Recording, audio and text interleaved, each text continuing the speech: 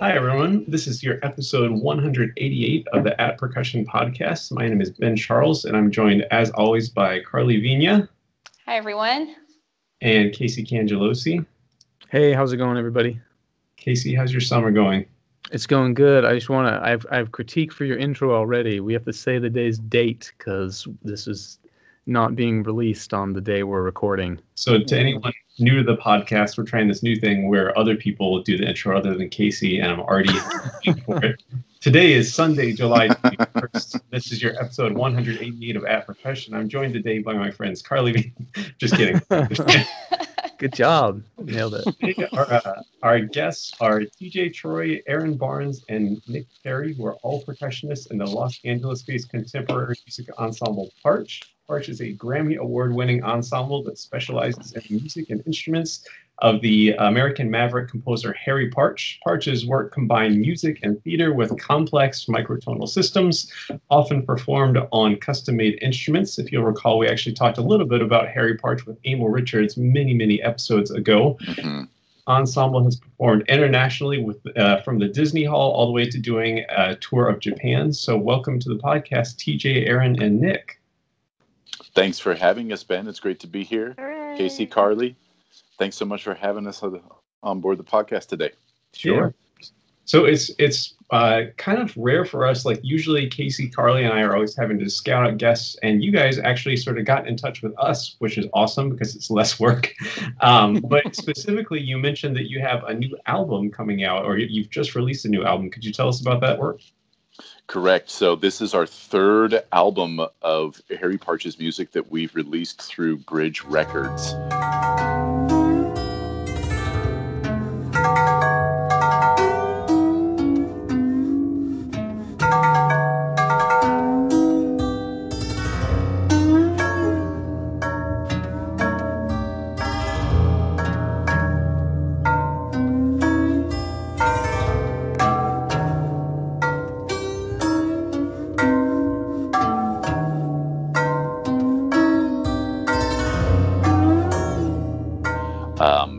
The title of the record is Sonata Dementia, and that's one of the showcase pieces on this particular record. And it sort of runs the gamut of large ensemble works from Partch all the way down to small duets and smaller chamber combinations within the Partch instrumentation. We're very proud of the record.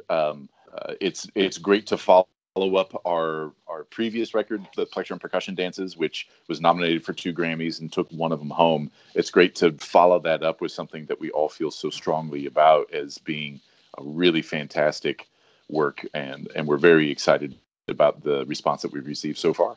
Yeah, congrats. That's great. Yeah. Cool. So I have a question for each of you. I'm curious, how did you become interested in Partch's music and in joining this ensemble? Who wants to start? Erin, Nick? I can start. Go Erin for it. Barnes. Jump in. I think of the three of us, I think I was the first to join the ensemble. And I had it feels like but I had recently graduated from CalArts in 97 and had an interest in microtonal music and instrument building. And I played with a local composer for many years named Craig Grady, who invented a bunch of mallet percussion instruments in just intonation. And he was very influenced by Harry Partch. And when John Schneider, the leader of the group, wanted to expand the number of people, David Johnson, who was my teacher at the time, who was in the group, he recommended that I play. And that was how I got into the group. And that was super exciting, obviously, for me, because it felt like the music and I were really well suited for each other. Nick. Yeah. I was thinking when Erin was speaking that Harry's music, it evolves on a linear timescale as far as he starts composing for himself, singing, perhaps playing a viola or guitar, and his repertoire just grows as far as a number of instruments. So that's kind of the trajectory of our band as well, is that, circa 2000, 2002, is that the Partch Ensemble here in Los Angeles had enough instruments to produce and perform Harry's music in a smaller kind of chamber music setting, duos, trios. So then I think TJ and I kind of come online around 2003, 2004, where the Los Angeles group Partch, they had just fabricated a new bass marimba. And so TJ and I were tasked to play initially a fantastic composition of Harry's called Castor and Pollux that was on our it was on the Grammy CD. And that's just like, it's like really great, like hard driving rhythm, really cool sounds. But like for me, around 2003, that was the introduction to the group, was playing Castor and Pollux on bass marimba.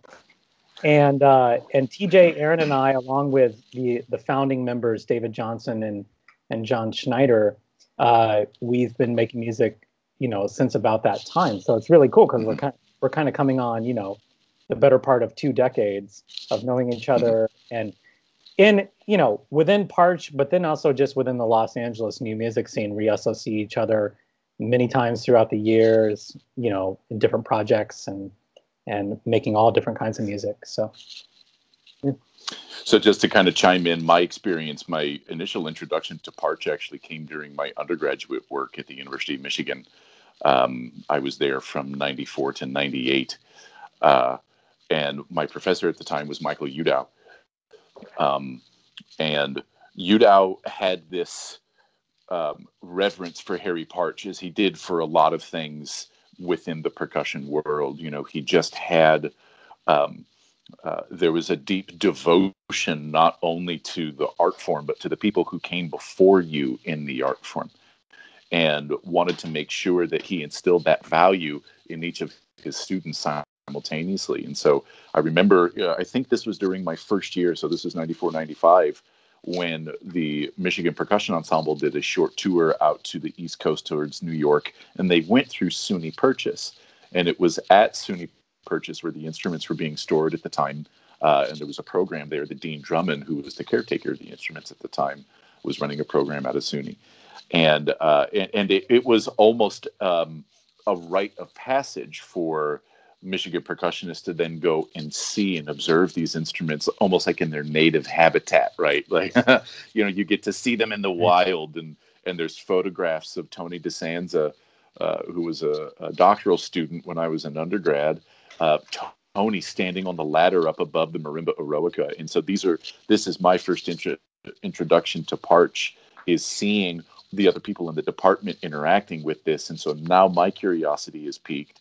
And Udow just had this masterful hand to be able to push people in these directions that you may not have even known about at the time, but he had really great insight into the people that he worked with, and he pushed us all in the right way. And I kind of got shoved into that world. And now here it is, like Nick said, almost 2 decades later, it's the same core group of musicians playing together.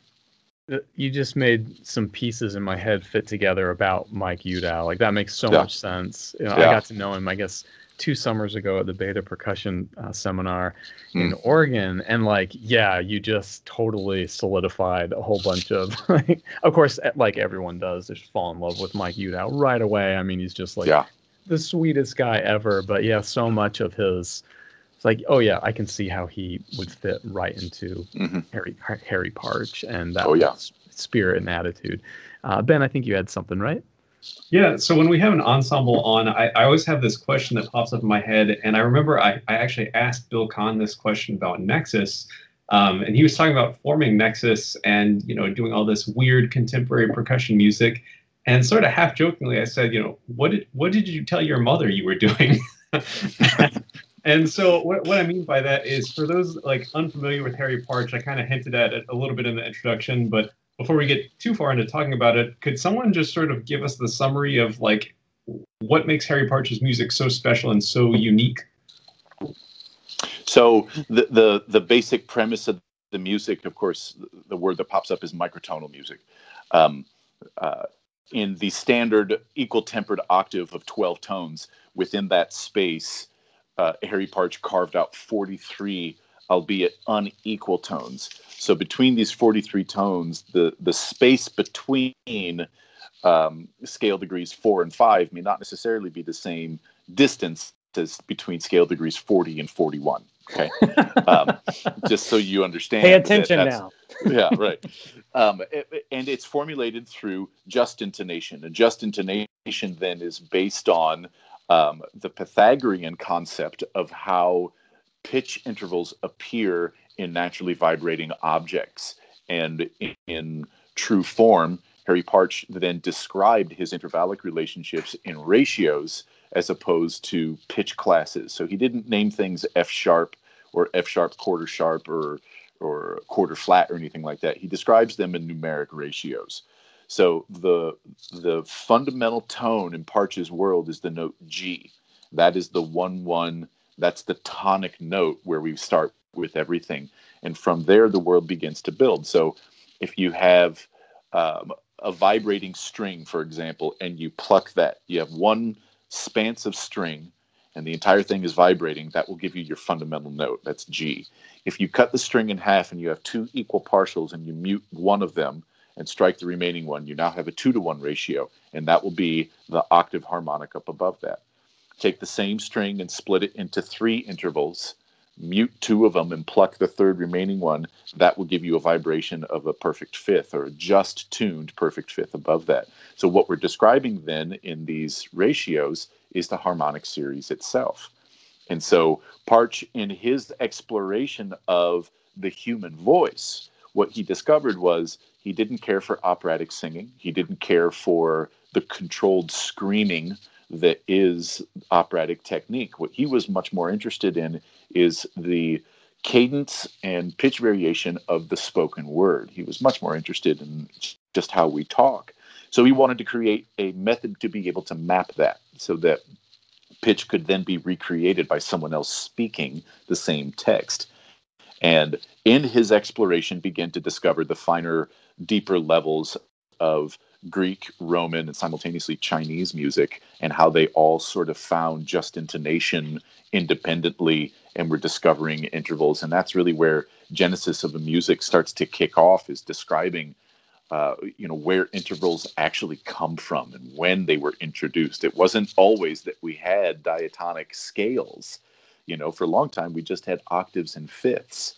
And then the third gets introduced, and suddenly we have this devil's note, the major third. Oh my God, but that was sort of the basis of Partch's work, was just exploring all these concepts of intonation to find a way to map the spoken human voice in a way that could be recreated by other players.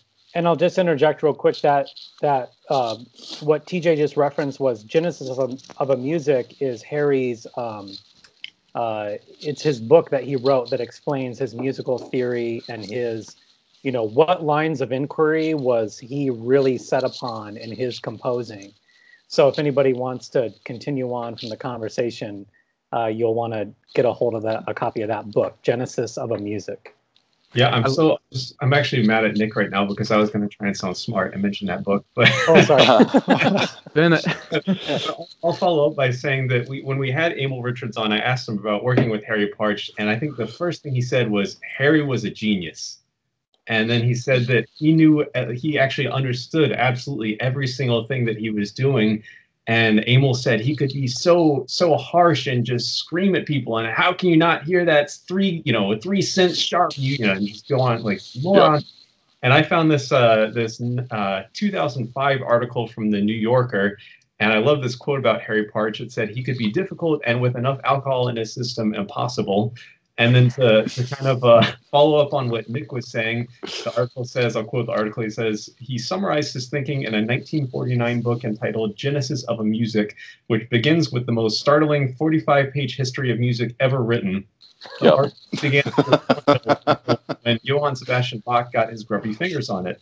Partch held Bach responsible for 2 trends. 1, the movement toward equal-tempered tuning, which meant that composers could not absorb the scales of other world traditions, and 2, the urge to make music ever more instrumental and abstract. Although Bach advocated neither of these things, Partch's critique of the long-term denaturing of music still packs a punch.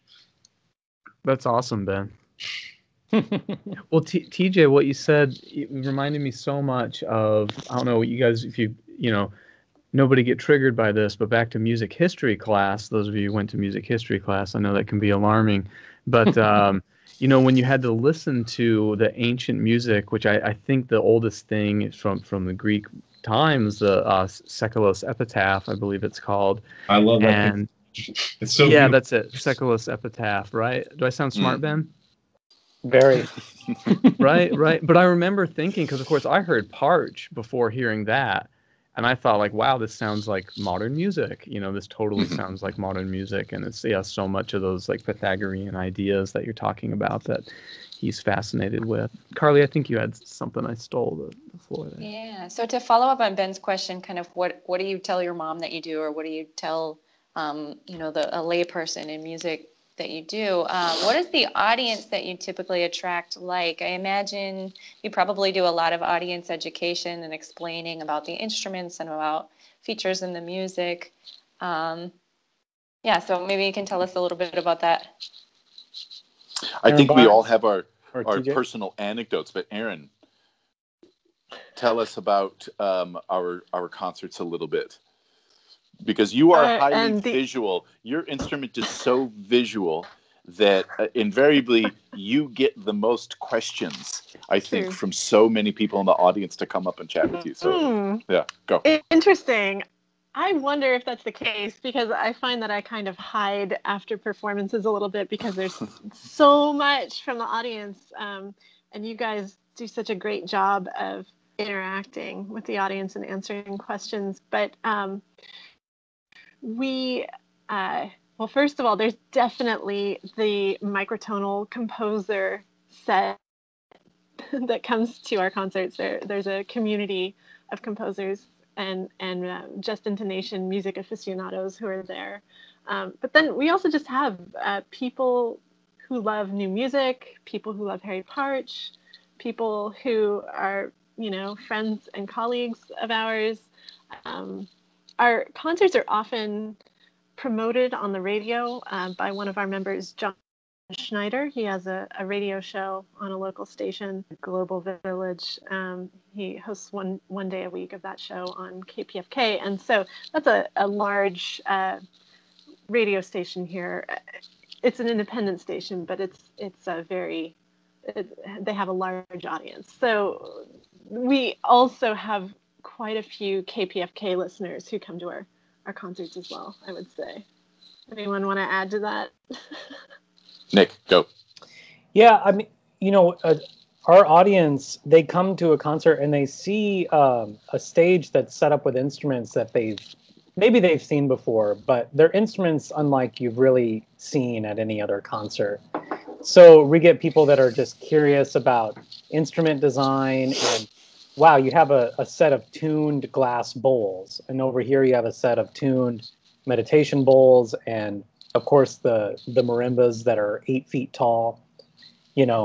So it's just exotic. So you get a lot of people that are, maybe they were the plus ones to the people that were already coming to the concert, and so those plus one friends are now like, oh my gosh, what in the world? What kind of music is this that you're making?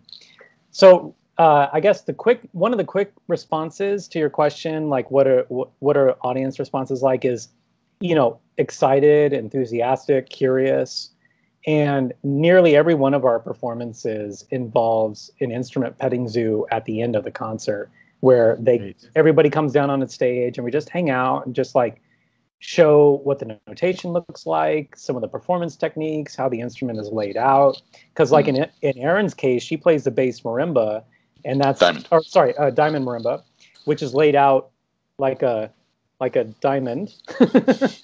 and I play the boo, which is more than 60 tubes laid out in a triangle, and so people just want to like come and check it out. And what's really great is that we play. Each member of the group plays new music throughout the calendar year. But with the Partch ensemble, it's actually probably, at least for me, it's the performance outlet where it has the most like direct personal connection with your audience, because people are really excited and enthusiastic, and they are talking with you and sharing their experience. And maybe they knew nothing of Partch before the concert. Maybe they did. But it's a great way to check in with the community. So just to add one more point to that is, I often describe, people ask me, what am I going to expect when I come to see you guys play live? What should I expect happening? And I tell people that often it's a paradigm shift for a lot of listeners. There was your life before you heard Harry Partch's music, and then there's your life after hearing Harry Partch's music. Sure. And the more specifically about that, it's about the concept of microtonality to begin with. And so the most common question is, people ask, well, how in the world do you play 43 tones per octave? You play it the exact same way that you play 12 tones per octave. You have a set of music, you have notation that's telling you which pitches to play when, and then you execute. And so Harry Partch doesn't always write this wild chromatic music where he touches every single one of the 43 tones. He often writes very diatonic music. It's just that he's choosing and selecting scale patterns from within this palette of 43 tones, and he chooses 5 or 7 or 8 or 11 pitches within a pitch row, and he explores those, and then he uses other tones in and around those to color it. And so what you really begin to understand is that you're talking about pitch material as color. You have in the home tone where G is your tonic, right? That's the 1-1. Well, you have many major thirds. Some of those major thirds are a little flat and some are a little sharp. You have many minor thirds that follow the same rules. Some could be flat, some could be sharp. Some are perfectly in tune with other scale relationships, but it's all about then the interconnectivity within it. And that is the first hurdle for the audience to get over, is to understand that while some of the parameters of the music are different from other composers in the way that they approach the art form, the end result is still, we're performers, we're performing on a composition, and the goal is to execute the composer's will upon that, and to deliver that performance in a compelling manner. And it doesn't really matter which tones that you play. I think personally that's one of the most exciting aspects about percussion music beginning in the 20th century, is how people's ears were then expanded to include things like noise, white noise, as a textural and potentially pitch-related timbre that can be included within a composition, and that's definitely a 20th century concept. And in a lot of ways, it's a highly American concept, and I think that's why Partch's music is so relevant within the broader contemporary music landscape in this country and beyond as well. One of my favorite microtonal composers is, I've talked about him on the show before, is Giacinto Scelsi. And Scelsi supposedly would go over to a piano instead of noodle at a piano sitting at a party. Instead of noodle on it, you just go play one single note over and over and over and try to catch all the information that was built in that one set of overtones. And you've mentioned Partch's world is all built on G. Do we know why it's G? Why not F? Why not E? Do we know that? Off the top of my head, no. Does anybody know? And do we know which G? Is it G1, G2? Is there I guess... I'm not sure it's related specifically to a pitch on the piano. You know what I'm saying? Yeah, I don't think Erin, do you know? It's not? It's just the fundamental from which all the harmonics come from, basically. So the register is unimportant. Okay. And I would also like to add that the parts that I often play on the Diamond Marimba, because it has 36 notes and spans, I forget actually how many, I think it spans about, I actually don't remember, but because it has 36 pitches, and because it plays a pretty ostentatious, flowery, fast, exciting part, it's often the music that he writes for the Diamond Marimba does use very thoughtfully so many notes on the instrument, and it really I'm not the thing that you were saying, TJ, about using limited pitches and surrounding notes for color. I would love to get into that a little more deeply, like on our own, because my experience playing the notes or playing the pieces is that the notes are very complicated. Well, even looking at our most recent record, where we play the 12 intrusions, the first 2 intrusions are the study on ancient Greek scales. So the first one is the study on the Archytas enharmonic scale, and the second study is the study on the Olympus enharmonic scale. And that certainly doesn't use all 43 tones. It uses a careful selection of those. Yeah, it's a subset of that gives it a real deliberate, albeit delicate tonal center. It's almost there's almost a drone fundamental sort of moving throughout, especially in the second study on the Olympus scale. But is it almost safe acting to call? Yeah, go ahead. Oh, I'm sorry. Is it safe to call these synthetic scales? People, we talk about major and minor scales, we talk about modes, and then we talk about composers like Satie and even Debussy making synthetic scales. Is it like, portions of these 43 notes would just be synthetic scales that his instruments stick to? Is that Well, I could be wrong, but TJ, how many strings does a little lyre on those 2 examples that you were talking about, the first movements of the intrusions? John plays a simple string lyre instrument of maybe 10 strings, right? In the past, he has used that small lyre, yes. In more recent performances, he has played those parts on one of our harmonic cannons, and that the cannons have 43 or 44 strings each. But each of those cannons, you can then move the bridges and retune those sets of strings to fit all manner of different scale concepts. And actually, that's one of the challenges logistically for the band when we're putting together a performance and we're looking at repertoire.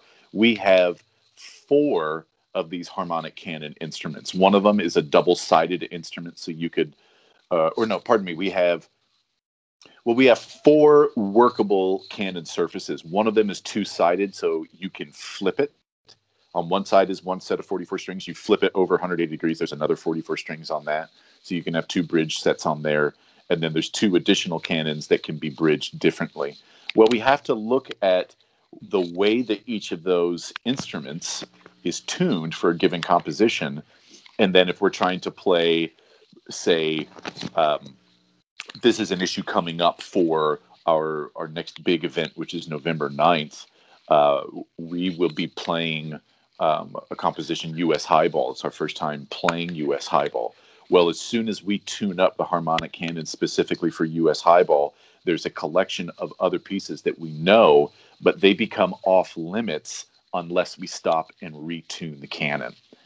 And so John, our music director, whenever we're putting together a concert program, he looks into that and decides, carefully, this is what the cannons can handle. And rather than construct additional instruments, we choose accordingly which pieces we're going to play. So we only have to tune once. I would also like to say that I think the instrumentation determines the complexity of the pitch set that we're using as well. Certainly. So, Erin, I was reading on the website about the diamond marimba, which has been mentioned a few times now, and that part of what drew you to the instrument was the physicality of playing it. Can you tell us a little bit about the instrument in general and also about Partch's philosophy of corporeality and music? If I could interject, actually, I had just sort of a thing to latch on to Carly's question. I remember studying Stravinsky Histoire du Soldat, and I've read an article talking about how Stravinsky would lay out the instruments and figure out how it felt to play those instruments. Did Partch, the diamond shape seems very unusual unless he specifically meant for it to be physically, it would work a certain way. Yeah, well, the layout of the diamond marimba, the layout of the pitches is very structured, very specific. it's basically laid out in hexads, sets of 6 pitches in a diagonal line. And so without getting into too much detail about that, it's the setup is because, or the layout is due to the set of pitches and their relationships to each other. On the other hand, approaching the instrument like a marimba player is scary and frustrating at times to learn music on, because it's not low to high, left to right. It is low to high, close to you to further away from you. And if you're learning material that is it might be written across the instrument, so it's not intuitive which notes are high or low necessarily. It's like two dulcimers. Erin, is it actually possible have a that you show right us? over here.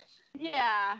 Can you show us the diamond? I mean, is that comfortable? I'm gonna walk us over to the diamond. Oh, how funny! I have no mallets out here, but I can barely see myself. So does this look like I'm showing you the diamond? Yeah. Yes.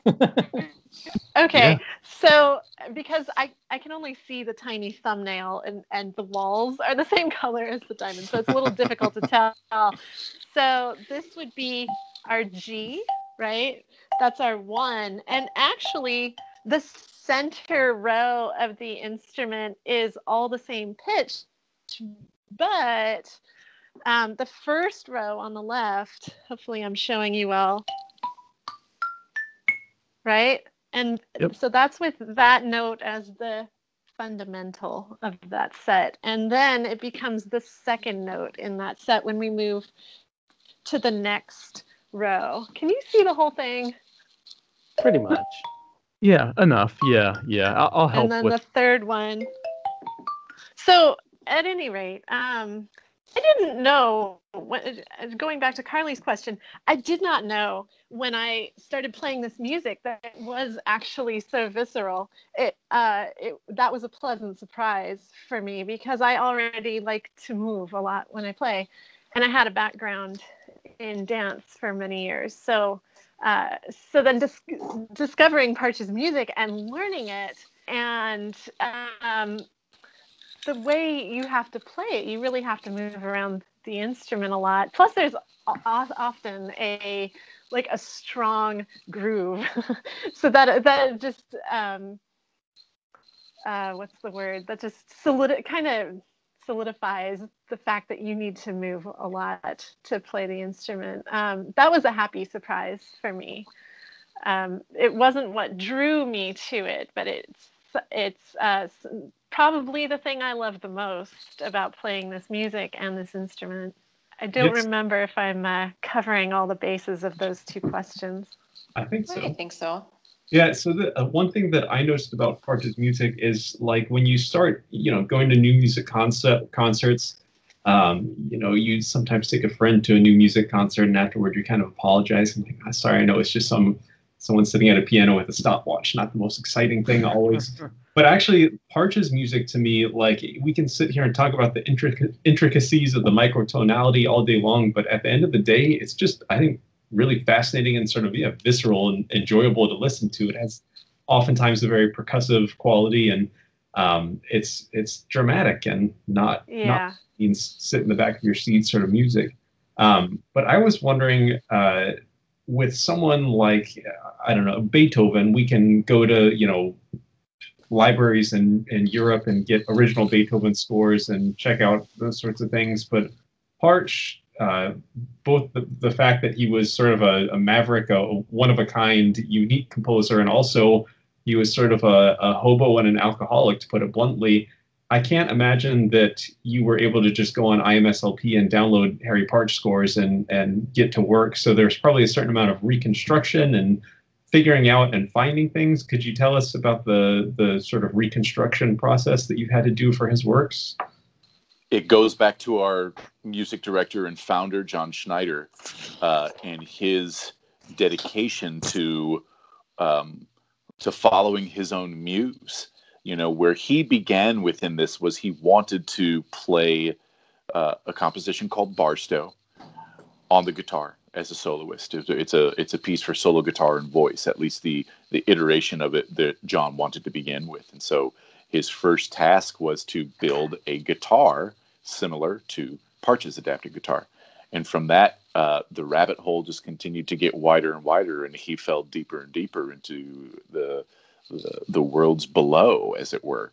And so through that, he's got to start now reaching out to other members within the new music community, the legacy member of Partch's previous bands. Partch passed away in 1974.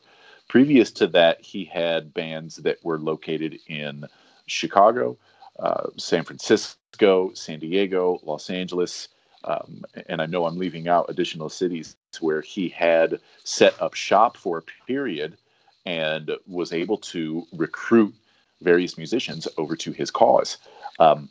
Partch's first instrument that he started with was the adapted viola, and it was the first place where he began setting poetry and libretto to his notions of what scalar music could sound like. And so similarly, John started on a similar progression, although John started with making a guitar before he made the viola. But since then, we have been recreating Partch's instruments in the same order that Partch himself invented it. What happens then is each new instrument that gets built opens up this little window of repertoire. All of Partch's scores were written by hand. There's no engraved copies of scores unless that's done by some other musician, academic copyist, someone who did it on Partch's behalf. But for the most part, we're playing off of scores that are all Partch's original manuscript, and we have to get those from other legacy members from Partch's previous ensembles. So that's a lot of networking. That's a lot of emails and calling people on the phone and asking, do you have this score? Would you be willing to share with us? A number of the publishing rights were sold to Schott Publications in Germany, not by Partch, but by one of his one of the people who handled the foundation afterwards.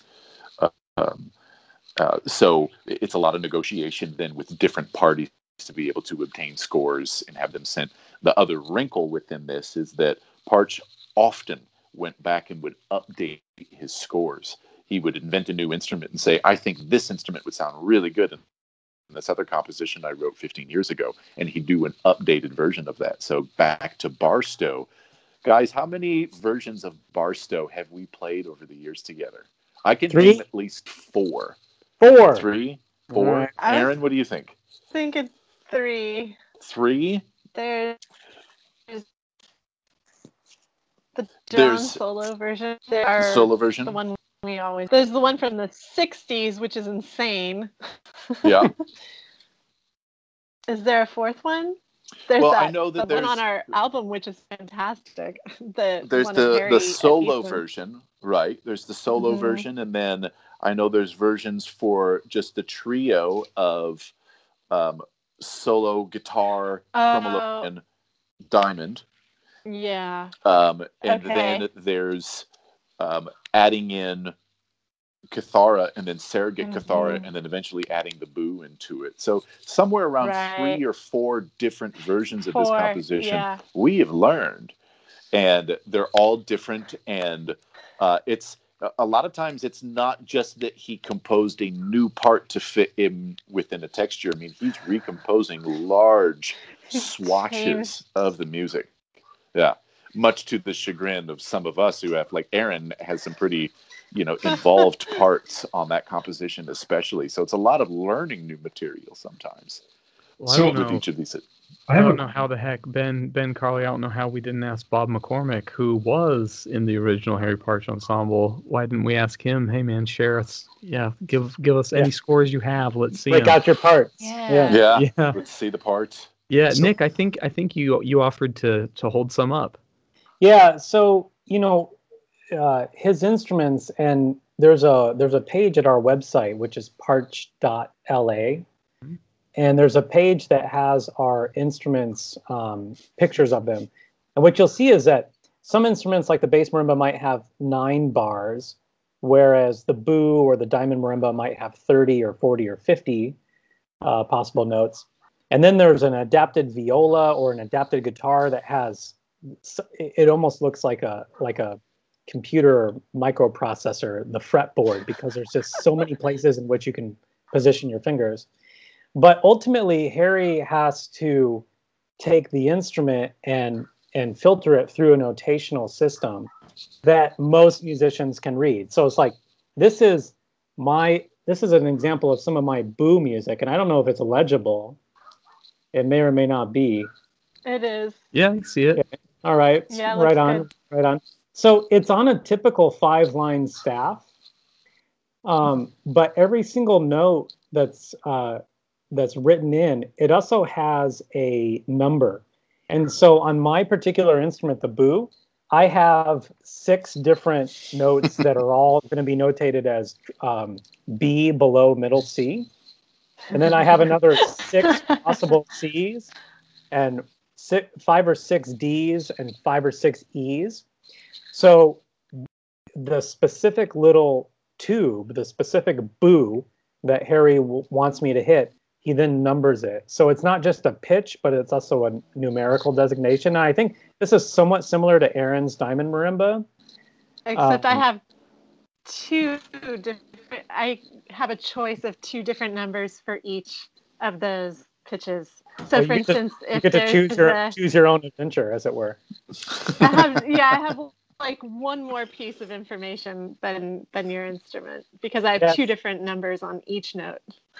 So it's kind of interesting. Every time I return to the Partch instruments, after I get the instrument set up and I'm learning a brand new part or relearning a part, it is the most glacial process where I'm playing a 16th note, at a time. BPM is 10 or less.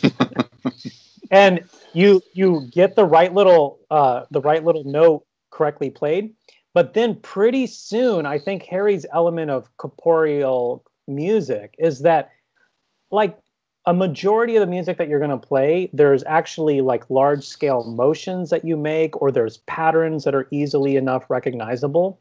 So you go from the glacial speed, at least in my learning process, you go from the glacial speed to, you're able to make leaps and bounds to the final performance tempi, because you realize, okay, on this strange, unique instrument, actually there are these large scale motions that I'm able to make, and there's patterns and groupings that you're able to formulate on the quick. And I think that's Harry's aspect of corporeal music. This should be music that the body kind of intuitively recognizes how to make, or that it sets your foot to tapping. The rhythms that you play and the pitches that you play are, after the difficult learning phase, it actually becomes something that you're able to kind of celebrate whole body sort of experience.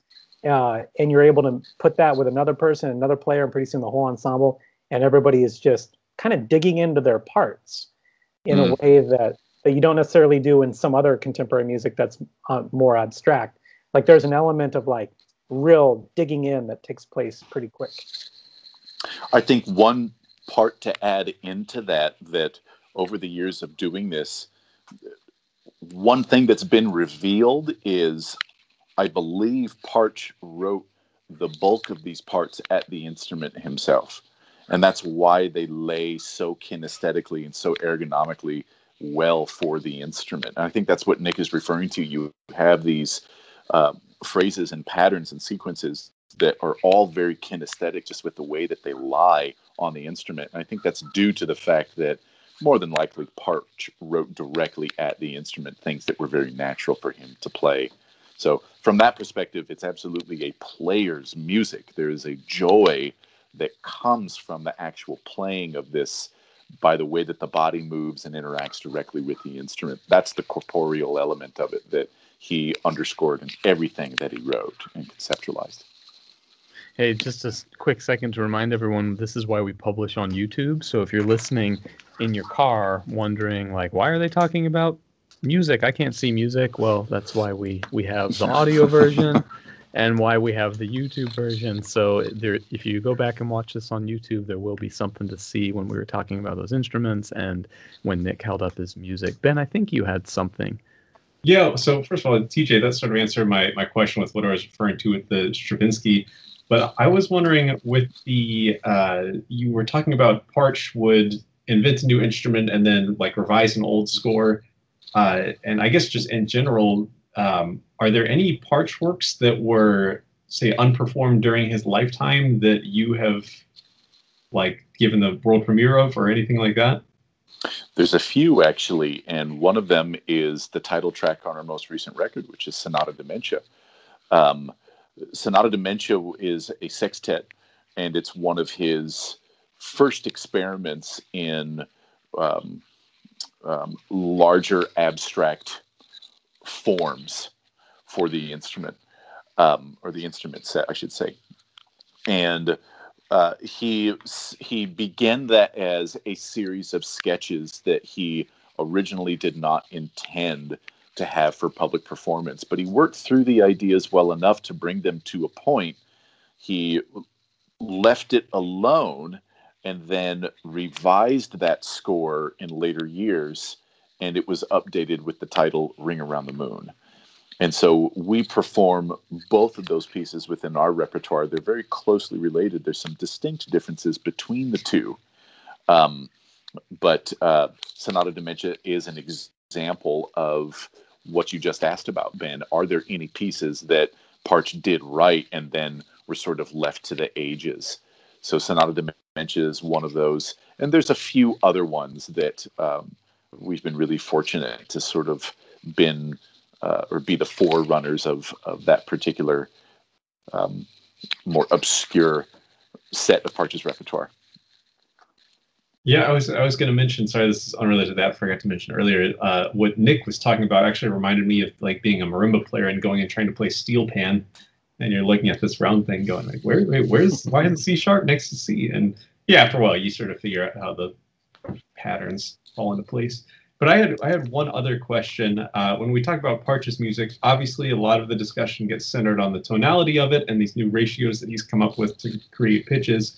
I've never heard anyone say anything about his rhythm. Has he done anything fantastic and new with rhythm, or is it more just related to the call it harmonic aspects of it? Because when Nick held up the score and I saw the rhythms, it was like, okay, yeah, that's Sure. Well, that's what I'm. Yeah. So there's a composition that we do called Even Wild Horses, and each movement it's three main movements, and each of those three portions have smaller sub movements to them, and each one of those is described both as a form and a rhythm concept to go behind it. So Erin and Nick, correct me if I'm wrong, there's one movement that he describes as an Afro-Chinese minuet. Yes. Yeah. And so what he's doing in there is he's describing, here's the classical form, right? That's the minuet. And then he's describing this sort of hybrid rhythmic relationship that he's going to embed within his development. Another tune from our new record is Ulysses at the Edge of the World, which was written originally for Chet Baker, trumpet player, and Jerry Mulligan. Then there was a saxophone part added for him later. And so decidedly within this, there's much more of a jazz sensibility embedded rhythmically within that. And so from a rhythmic perspective, hopefully, Ben, I'm answering your question, is certainly there are informed choices that he makes. They're not just arbitrary decisions. He's specifically trying to allow the rhythmic element to further contextualize within a subgenre of what he's trying to communicate within that. Yeah, I think just to piggyback on that, rhythmically speaking, I don't think that there's anything in Harry's music that is revolutionary in my opinion. But there's incredible depth at what he achieves on the rhythmic parameter. So there's plenty of changing time signatures and mixed time signatures. Mm-hmm. As far as groupings, there's a lot of 5s and 7s. I think above average, where what you would find in most contemporary music. So it's not too often that, like in an ensemble piece, 6 or more players, that you will be playing a lot of the times in quintuplets, but that happens. But for all of his hard driving music, the music where your foot is tapping and you're hearing the changing time signatures and you're observing the different subdivisions between standard duple and quintuplet, perhaps. But then on our latest record in the 12 Intrusions is that you also get really intimate, almost senza misura moments of music where it really is just its atmosphere and its text and its mood and emotion. And so I think in that element, there's nothing revelatory about his approach to rhythm, but there's definitely a lot of diversity and a lot of different ways to experience his music on the rhythmic aspect. So this album, this last one, Sonata Dementia, really does have quite a lot of breadth and depth in that regard. Agreed. My own personal opinion, just when I've listened to Partch, I've always thought he's very good at just making whatever you're listening to about this one thing, and it's usually the sounds. And not that I'm certainly no expert, and I certainly have not heard the whole catalog, but that's I think, like, answering the rhythm question, just my own knowledge, it's like it's very good at like stepping back and letting larger rhythmic forms emerge, rather than like, this is Xenakis and it's 5/7/3/9 over a broken 4. And that's always been what my ears told me.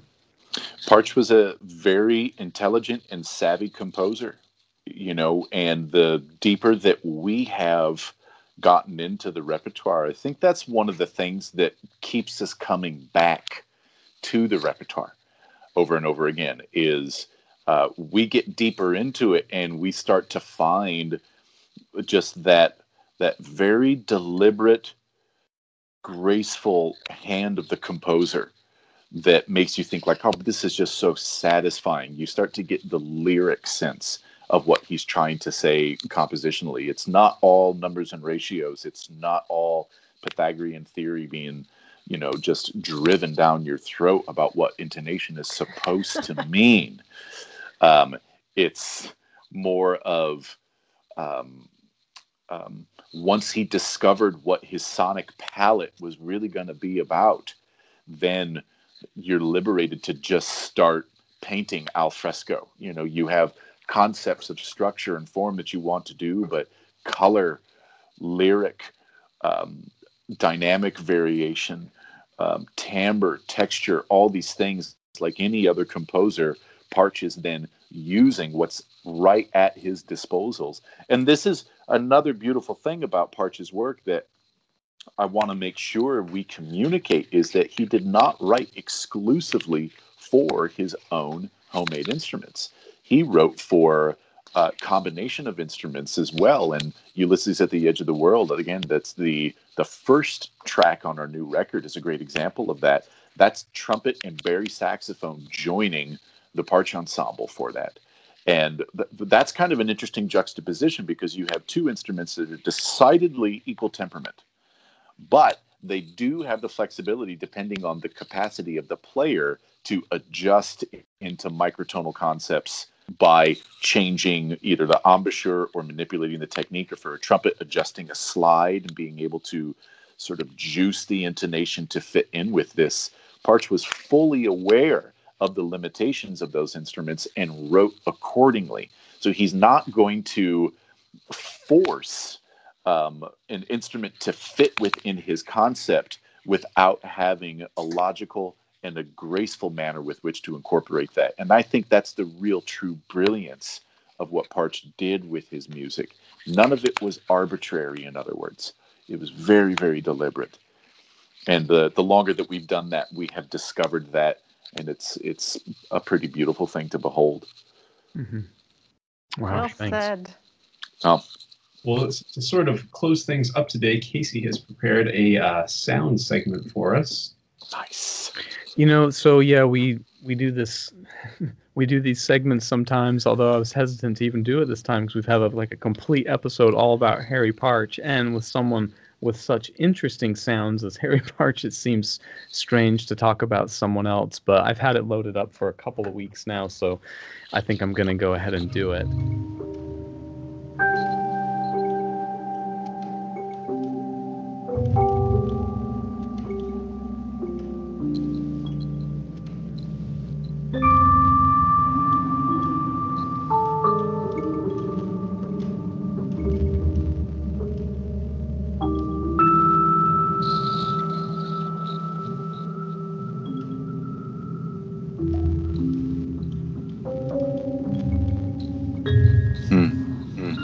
So if you're watching on YouTube, and of course you heard this either way, but you saw a couple of cylinders with water, and there's these little modules below, and these little bubbles were shooting off. And this is an art installation I saw here at JMU. I took one of my classes to, and I know I mentioned it on the show, but I finally found the website, thought like, oh, I really need to share this with you all because it's so cool. And it's an art installation called #Carbonfeed. So you saw these little bubbles going up, and the tubes are just full of water, but every little bubble going up is 0.2 grams of carbon. And the little monitors, little screens connected to each tube, they're connected to Wi-Fi, and they're assigned to trigger the sound, the pitch you heard, the little click that shoots off the bubble, and of course release the little bit of carbon. And they're each tied to a specific tweet. So the one you were looking at in their little demonstration video, and again, this is a few years ago, so if I think they were to set this up again today, there would be some different tweets, but they were #Charlottesville, Virginia. So that was when protests and protests and counter protests were going on. #Obama, #Global, #Earth, #Oil, Energy, Fracking, #Climate Change, #Twitter, and #Carbonfeed, which is, of course, the installation itself. So I remember when I was walking through there with my class, man, just, every once in a while there'd be a couple bubbles going off, and then something newsworthy happened, and the whole thing just went nuts. Like bubbles just started going all over the place. And it's by artists John Bologna and John Park, with contributions by David Bologna. And the idea is that they're trying to show that the digital age is, in fact, connected to the real world. So they're directly challenging the popular notion that virtuality is disconnected from reality through sonifying Twitter feeds and correlating individual tweets with the physical data visualization in public spaces. The work reveals the environmental costs of online behavior and its supportive physical infrastructure. So the average car gets 22 miles per gallon. Every gallon of gasoline burned creates about 8,887 grams of CO2. So driving 1 mile is equivalent to about 32,500 tweets. So one tweet is very, very little carbon. In fact, it's less than just breathing out. But of course, we know how many tweets are going on, and we know how much data there is going on out there. So you can make the same comparison for Google searches. And a fun one is Bitcoin. And I'll ask Carly, guess how much energy Bitcoin consumes? There's no way you could know. Maybe slightly more than tweets. That's a good question. Actually, I don't know the comparison, to tell you the truth, but it uses as much energy as Kansas City. Wow. I know. It's like, what? How does Bitcoin use that much? But of course, with all their data mining they supposedly do, and just how the whole thing works, yeah, there's actually like a pretty large carbon footprint on all of our digital activities. So it's kind of ironic that their installation is called #Carbonfeed. But, of course, I guess the idea is like, well, you spread the message, you're going to get a net gain that favors the environment by informing people when, one tweet is like such a little bit. So yeah, very cool art installation called #Carbonfeed. If you go to carbonfeed.org, they have a module on there where you can actually listen to your own Twitter feed. So I guess they somehow put your tweets into the same pitch algorithm or assignments or whatever, and you can listen to your own feed. And just really cool. I thought it was really inspiring when I saw it here at JMU. So, and then Casey, you might have said this and I missed it, but I understand like what makes the bubbles pop up, but how did they choose the pitches? They didn't say anything about the pitches. The way they choose how often the bubbles would go up. So each tube is assigned, of course, it can make a bubble, and then it's assigned some pitch, which I never saw anything about how that was chosen. I think it was just their own aesthetic. But the point is, you would hear some sound, and you would get these little melodies inside of this, little chosen scale. And what is interesting is that you could modify what hashtags set off the bubble and set off the tweet. So yeah, if you wanted to really treat it as a musical instrument, you could plug in how active you wanted it to be. So you could put in really obscure hashtags like at Percussion Podcast. It's like going to get one tweet every 2 decades.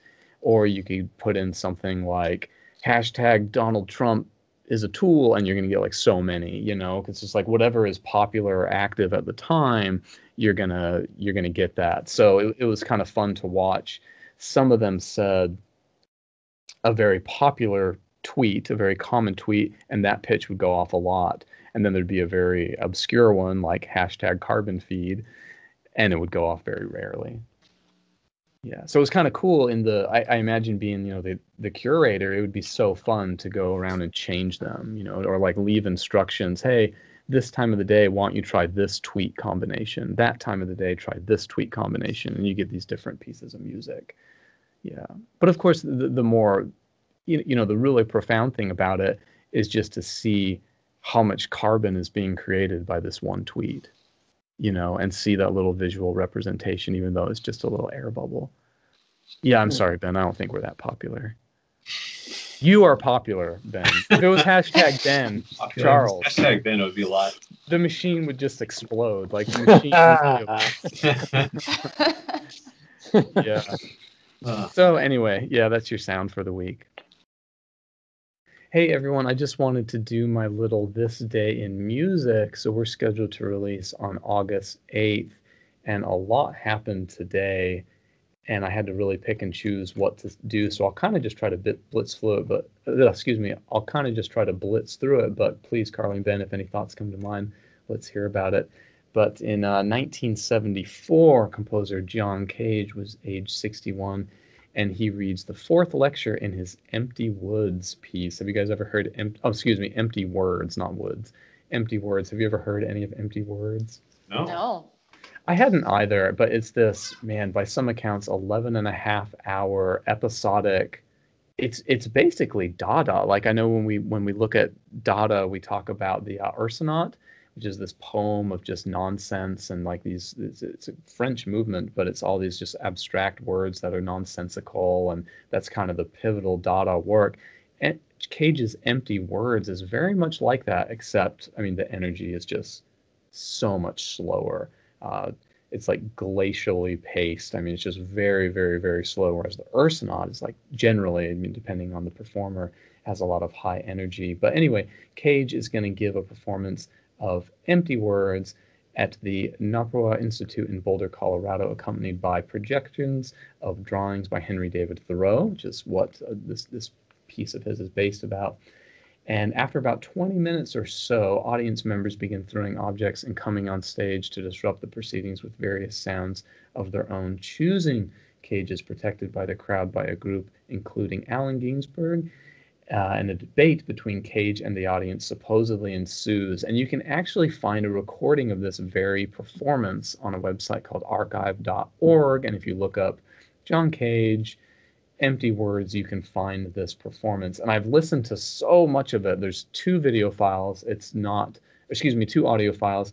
It's not 11 hours. It's like 3 hours total. I've listened to most of it. I can't find any debate. So I think they edited it out. Like I can't find the argument he got in with the audience, but you can definitely hear the audience objecting and hooting and hollering and laughing and like doing their own thing as Cage is like making these groans and moans with these giant gaps of silence in between. Don't you miss the good old days when you could just come up on stage and state your opinions during a performance? The good old days where you could stage dive at a John Cage performance. Yeah. Well, and I was so excited thinking like, oh, this is great. I'm going to get to hear Cage debate tell the audience to shut up or something. That's going to be so cool.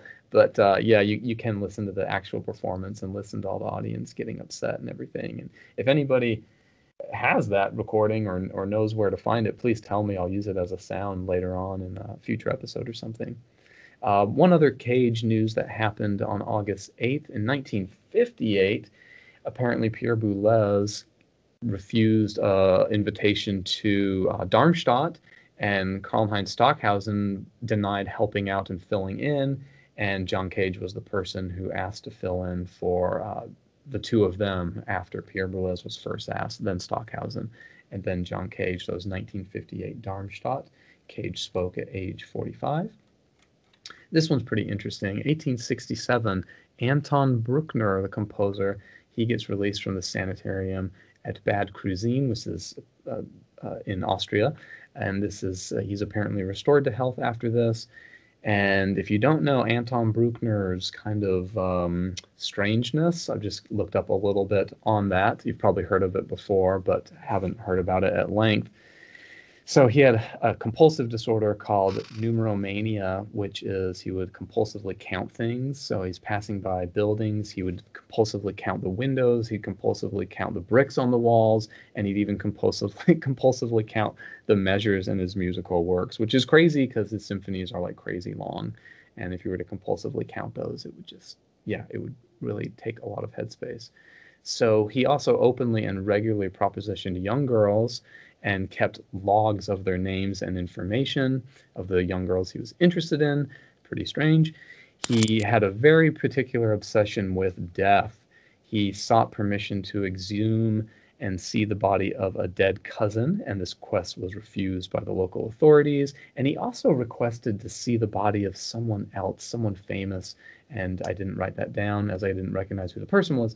But supposedly also when the remains of Beethoven and Schubert were moved to Vienna's Central Cemetery in 1888, Bruckner just supposedly had to be there, and eyewitness accounts recall him quote, fingered and kissed the skulls of both composers. And one of the accounts is he like dived into the coffin to grab, I think it was Schubert's skull, and just like have his hands on it. So also lumped in there with this, his interest in death, is he had this photograph commissioned of his dead mother. So they're saying this is really weird about Bruckner, and it's certainly weird today. We don't do that, but supposedly it's really common back then in the 1800s, mid and late 1800s. They would take photographs of the dead, either just relatives and especially babies. When babies would die, people would preserve them with a photograph, and often holding the baby. It's really kind of sad. There's some other ones, but I don't think they're as interesting as those. Those were the big ones. Freaky, right? Yeah, those were totally different kind of historical facts than other dates. So August, what is it, August 8th? August 8th, that's what happened. August 8th is an interesting day in history. It was. There was a lot. There was some Weber. It was like, Berg had a concert. Weber had a riot. There's nothing like that. Those were the really interesting ones. Of course, there's always Beatles news. Supposedly, Amy Winehouse had a bad overdose in 2007 on August 8th, and subsequently wrote her big hit called Rehab, which it's like an excellent song. That's like her best song, in my opinion, which, of course, did not help this at all. The song about objecting going to rehab certainly did not help her situation. Yeah, but how about Bruckner? Yeah, I'd never heard anything about any of that. I just always heard he was really strange, and people would say little funny things in passing. The one I had always heard about was just, it just sounds like he just hit on girls way too young. I'd heard that before, but the death one I'd heard about years after that, but did not know to the extent or what. So. Yeah. So, he was probably, hours later put back into the sanitarium. So I can't confirm that. Very interesting. Yeah. Anyway, so that's what happened on August 8th. Awesome. Well, thanks so much, Casey, for that. And thanks so much to our guests, Nick, TJ, and Erin from the Partch Ensemble for joining us. And we'll see you guys next time on episode 189. Thanks for having us, guys. Thanks so much. Thank you. Take care. Take care, everybody. Thank you.